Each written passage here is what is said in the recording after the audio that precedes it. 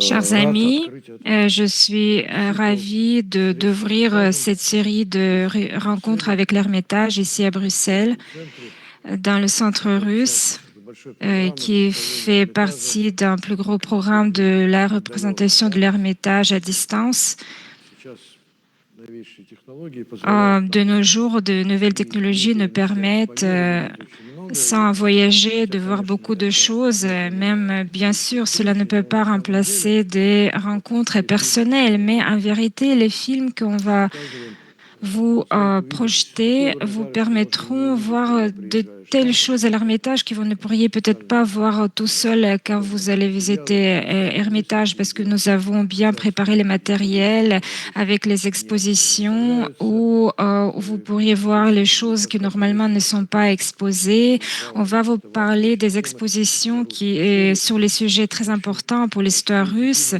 Donc, tous ces films ne pourraient pas, bien sûr, remplacer l'Ermitage où nous vous invitons tous, mais vous permettront d'apprendre beaucoup de choses que vous ne pourriez peut-être pas apprendre pendant vos visites personnelles. Mais ces films vous permettront de comprendre et de ressentir ce que vous allez voir à l'Ermitage, parce que c'est un musée qui est très grand et personne n'a assez de temps pour voir tout, et les gens se dépêchent beaucoup en passant dans les salles de l'Ermitage, et après, ils peuvent également reconnaître dans ce musée les endroits qu'ils avaient vus auparavant, parce que chaque objet, chaque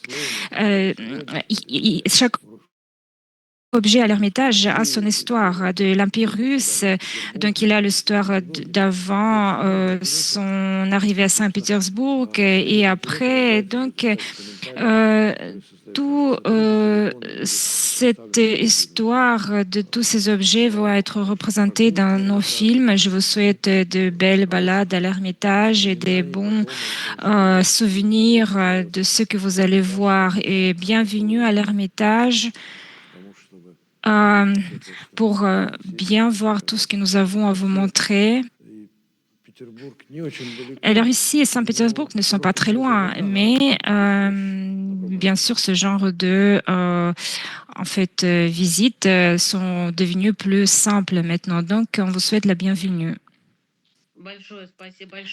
Merci beaucoup, chers collègues, que vous nous avez donné la possibilité à notre directeur de prononcer ces mots d'ouverture. Et bien sûr, dans les mots qu'il a utilisés, il est intéressant de remarquer que avec les nouvelles technologies, on peut en effet voyager dans le monde sans voyager en fait sur notre canapé. En fait, maintenant, je voudrais vous présenter Ksenia Lugovskaya, qui est la coordonnatrice du programme L'Ermitage en ligne, qui, avec ses propres efforts, avec ses propres possibilités, nous donne cette possibilité à nous tous aujourd'hui de voir le musée. Elle s'occupe de tout ce qui concerne ce musée et ce projet, l'Ermitage dans les cieux. Dans les nuages, elle va vous expliquer ce que c'est elle-même. Merci beaucoup à Svetlana. Chères mesdames, chers messieurs, je suis contente de vous accueillir aujourd'hui pendant cette soirée consacrée à l'Ermitage. Et cette rencontre est vraiment très importante pour nous parce que ainsi, ce programme de l'Ermitage dans les nuages prend sa nouvelle dimension. Notre directeur, M.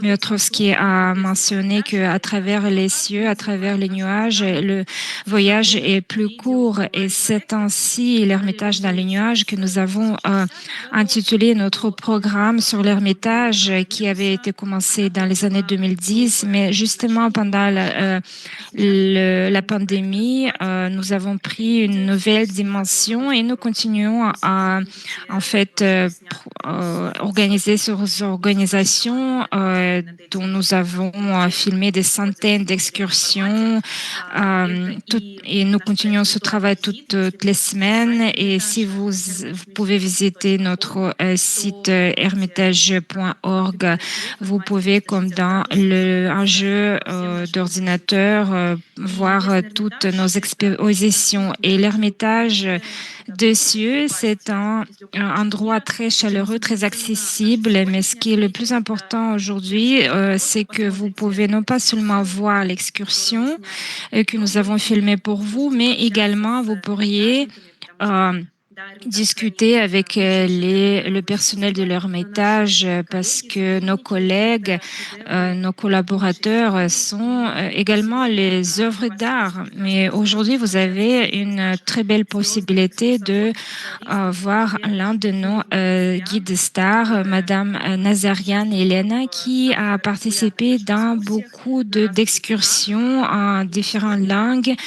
Et aujourd'hui, vous allez la voir pendant notre excursion et elle est également avec nous ici sur Zoom. Et chères mesdames, chers messieurs, merci beaucoup pour votre attention à notre projet et j'espère que vous allez rester avec nous durant toute cette année. Merci beaucoup.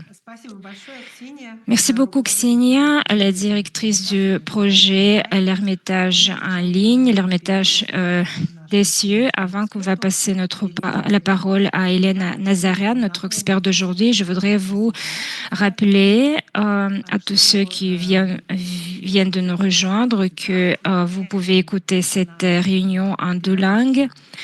Donc, vous pouvez écouter la langue russe et Elena Nazarian va parler en russe.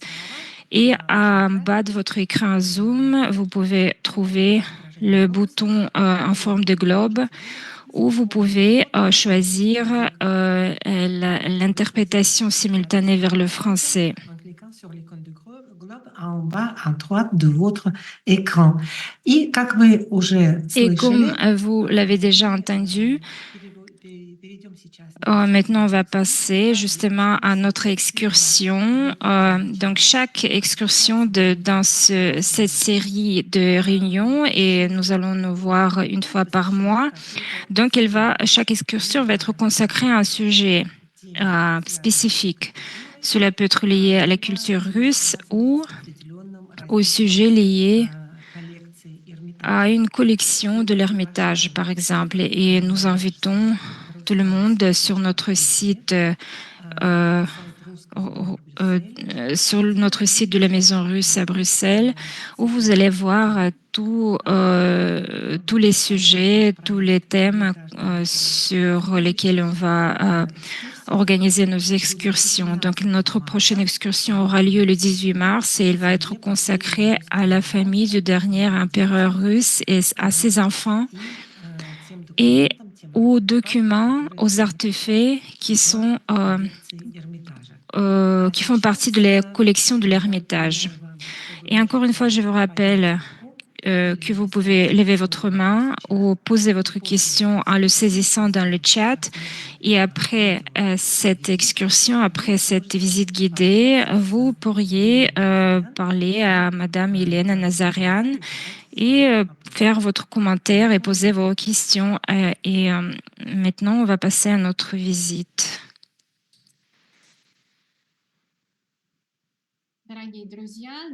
Chers amis, chères mesdames, chers messieurs, ce film aujourd'hui, c'est un film d'introduction qui vous permettra de comprendre et apprendre certains détails de l'histoire de notre musée. Et notre histoire commence par la création du Palais des Verts, qui est le palais le plus ancien du musée. Vous allez pouvoir visiter ces grandes salles et apprendre sur leur histoire.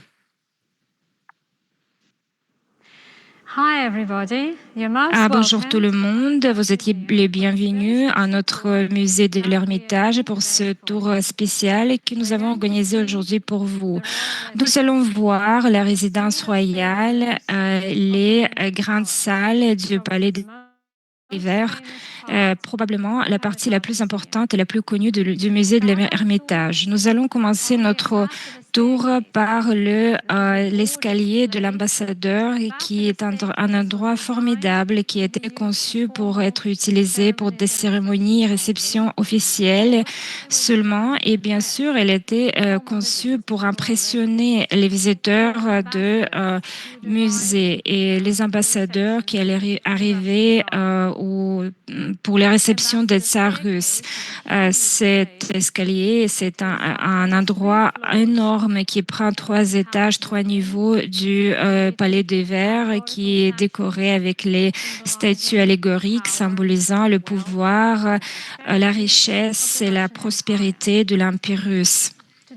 Aujourd'hui, je voudrais vous inviter dans ce tour spécial dans les grandes salles. Et la première salle elle s'appelle la salle de Feldmaréchal. Donc, suivez-moi, s'il vous plaît.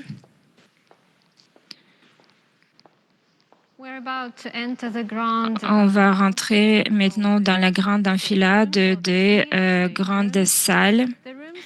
Les salles qui ont été utilisées pendant les réceptions officielles où les visiteurs se rassemblaient en attendant que la famille royale et les membres de la cour royale vont passer de leur appartement privé dans la chapelle, la grande salle du Palais des Verts. Donc, la salle de Maréchal a été créée juste après la victoire sur Napoléon, et elle est consacrée aux commandants les plus connus et aux triomphes militaires de l'Empire. Donc, le tsar Nicolas Ier a décidé de commémorer les 6 commandants russes du XVIIe et XVIIIe siècle, surtout ceux qui avaient participé à la campagne contre Napoléon, par exemple l'un des feldmaréchal Wittgenstein. La salle elle-même est grande et solennelle, et elle a été utilisée également pour le changement de garde du Palais des Verts. La cérémonie était pittoresque et elle devait illustrer le pouvoir, montrer le pouvoir et la gloire de l'armée russe. Les salles de Palais de l'Hiver ont survécu de 1840, des années 1840, et les salles ont été conçues par Vassili Stasov, l'un des architectes qui a été employé par Nicolas le Ier pour restaurer le palais après une grande incendie qui a eu lieu en 1837. Après cet incendie, le palais était complètement restauré, et après a survécu toutes les guerres et les révolutions et toutes les difficultés du XXe siècle. C'est très important pour Saint-Pétersbourg parce que c'est l'un des palais, l'un des peu des palais qui ont pu survivre à la blocade de la ville. Donc, cette salle est conçue dans le style néoclassique avec beaucoup de colonnes, avec les lustres formidables. Toutes les salles ont été construites par les maîtres et artisans russes. Maintenant, on va passer à notre salle suivante, qui est l'une des plus importantes dans cette galerie parce qu'elle est consacrée à Pierre le Ier, le fondateur de Saint-Pétersbourg. Il n'a jamais vécu dans le Palais des Verts. Pourtant, il y a une salle mémoriale consacrée à Pierre le Grand, à l'hommage à cet empereur-là.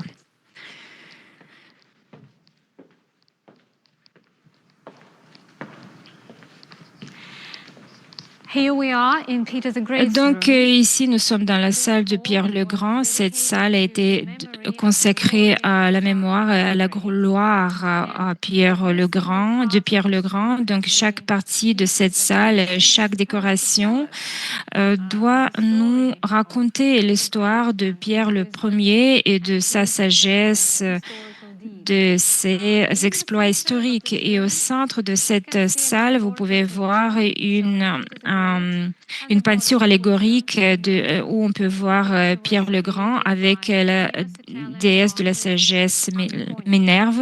Cette peinture a été faite par peintre italien à Nicogne. Donc, cette salle a un design assez inhabituel. Elle est assez petite. Elle ressemble à une chapelle très joliment décorée avec du velours français.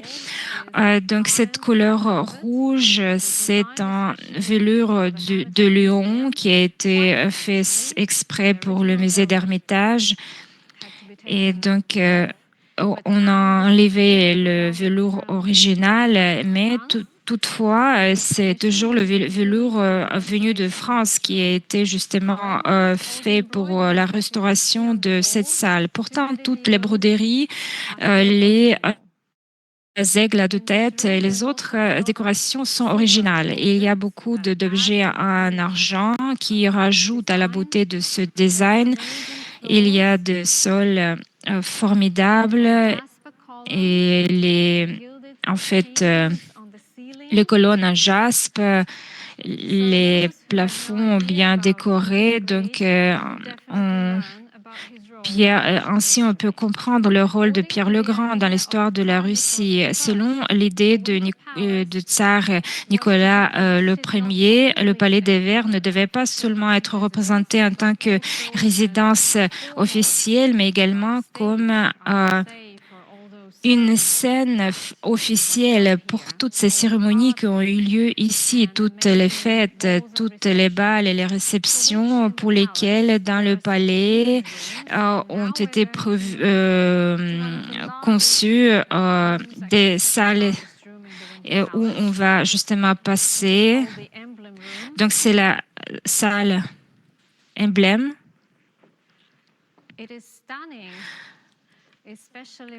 C'est impressionnant, surtout avec la lumière du jour, avec les rayons de soleil. Nous pouvons voir les décorations décorées par les feuilles d'or sur les colonnes. La salle est énorme.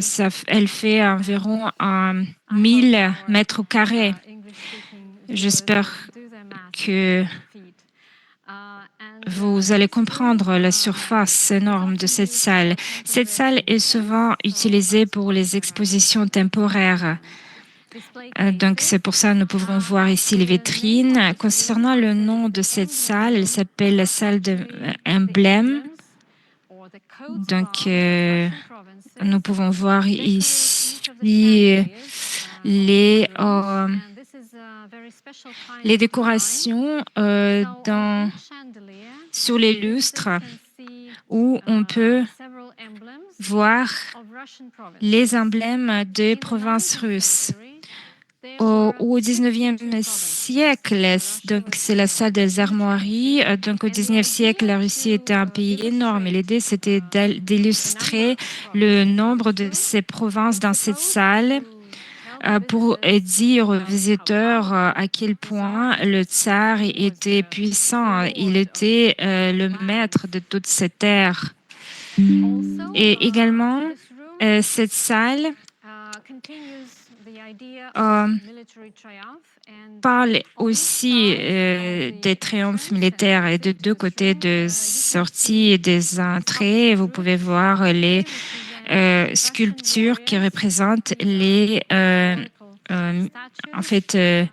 soldats russes, les militaires russes. Il faut se souvenir que cette salle a été créée juste après la victoire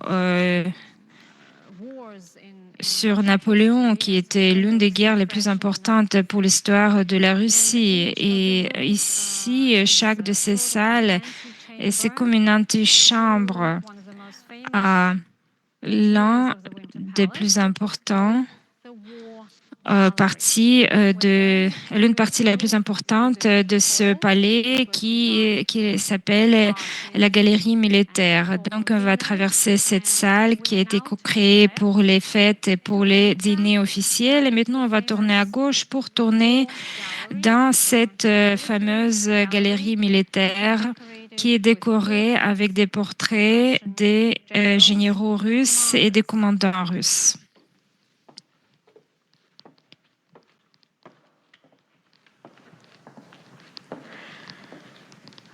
Au centre de cette galerie, vous pouvez voir le portrait de Mikhail Kutuzov, l'un des commandants les plus connus et glorieux de tous les temps.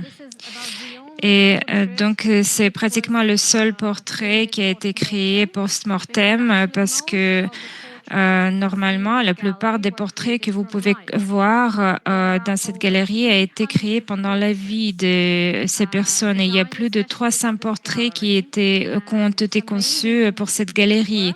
Et ce travail incroyable a été fait par le peintre et portraitiste anglais George Daw. Donc, c'est un peu inhabituel que le tsar russe invite le peintre étranger pour commémorer les commandants russes. Mais ce portraitiste, ce peintre, a été connu pour bien exprimer l'état émotionnel des personnes. Donc, ce sont les portraits officiels, mais en même temps, on peut retrouver quelques qualités très intimes dans le visage de ces personnes. Et également, beaucoup d'autres artistes ont créé beaucoup de ces portraits. Et ici, on peut voir Alexandre le Grand qui se dirige sur son cheval vers la Russie. Donc, c'est aussi un portrait allégorie. Donc, c'est la fin de la campagne contre Napoléon qui a fini en 1814. Donc, vous pouvez également voir les alliés russes. Et ici, les rois de la Prussie et de l'Autriche, et la plupart de ces généraux qui sont représentés ici sont des commandants et des feldmaréchals russes, mais également ici, il y a un portrait d'un général anglais qui est à droite de l'entrée. Donc, c'est le portrait de Duke Wellington. Et c'est assez inhabituel, bien sûr, mais il a été honoré par ce portrait dans le Palais de Verre, dans la galerie militaire, parce qu'il a également, en fait, combattu Napoléon et il a gagné à Waterloo et vous pouvez voir qu'il a eu sur lui une croix en émail blanche sur sa cuisse gauche à côté de sabre. Donc on peut voir un ruban également en orange et noir. Donc c'est un ordre de Saint-Georges, l'un des ordres les plus importants de l'Empire russe. Et la salle principale du Palais des Verts était consacrée à Saint-Georges. Maintenant, on va se diriger dans la salle principale.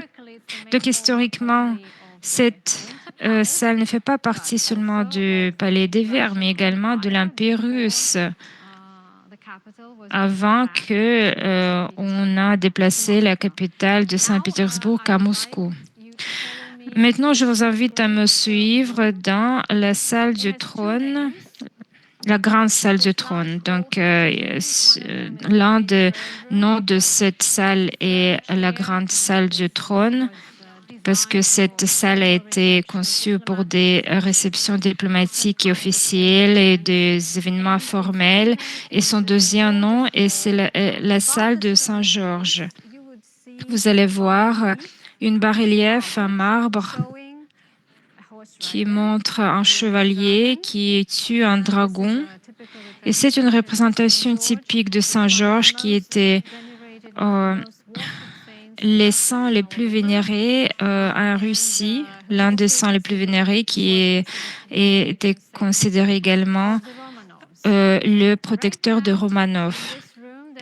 Et on peut voir également une exposition temporaire dans cette salle qui a été dédiée à l'ordre de Saint-Georges. On peut voir rapidement l'un des portraits. Donc, c'est le portrait de Catherine la Grande, donc Catherine II. Moi, je dirais que c'est la tsarine la plus connue russe, donc elle est la fondatrice du musée de l'Ermitage. Elle a commencé avec sa collection privée et sur ce portrait qui a été considéré comme un modèle pour beaucoup de fois. Donc ici, on la voit euh, on voit l'impératrice de la Russie, de toute la Russie, et elle a deux ordres sur soi. Donc c'est l'ordre de Saint-André et le deuxième, c'est l'ordre de Saint-Georges sur le ruban orange et noir. Et c'était Catherine II qui a établi cet ordre. Et il a survécu également dans la Russie moderne. Donc, c'est un ordre militaire qui est très apprécié par les militaires. Et donc, cet ordre peut également être donné pour des exploits militaires. Et maintenant, on va apprécier le style de cette salle qui, par rapport à la salle des armoiries, par rapport à la salle de armoirie, décorée un peu différemment. Donc, les artisans italiens avaient fait ces colonnes pour le palais russe et ces colonnes se marient parfaitement avec des éléments en bronze doré. Il y a en fait 18 000 détails en bronze doré et au plafond, vous pouvez voir euh, toutes ces complexités de ce style élégant, tout en bronze doré. Et selon le souhait du tsar, le design du plafond a été reproduit dans le design du sol. Donc, c'est comme une reproduction du plafond sur le sol. Donc, on peut retrouver ici 16 types de bois différents sur le sol et tous les visiteurs de l'Ermitage nous demandent toujours si ce sont les sols originaux. Et la réponse est oui, ce sont les sols originaux.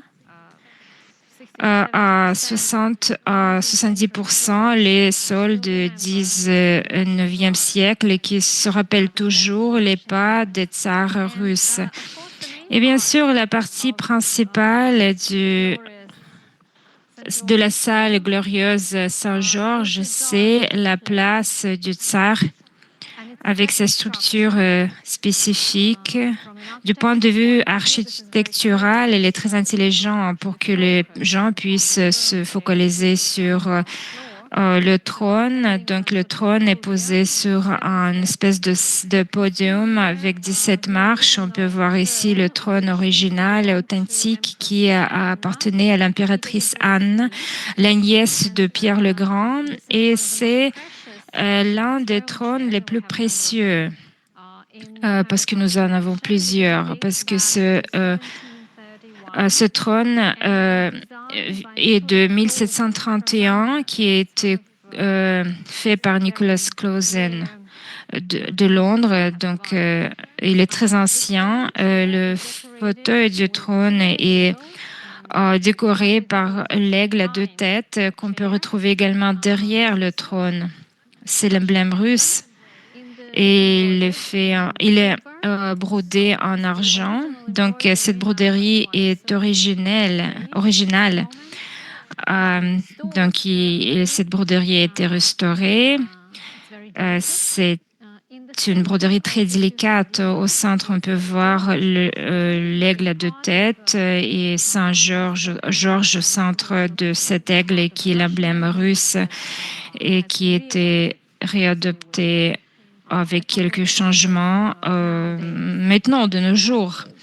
Pendant le temps soviétique, cette partie de la salle a été décorée par la fameuse carte de l'Union soviétique. Malheureusement, elle n'appartient pas à l'Ermitage, donc elle ne peut pas être présentée ici.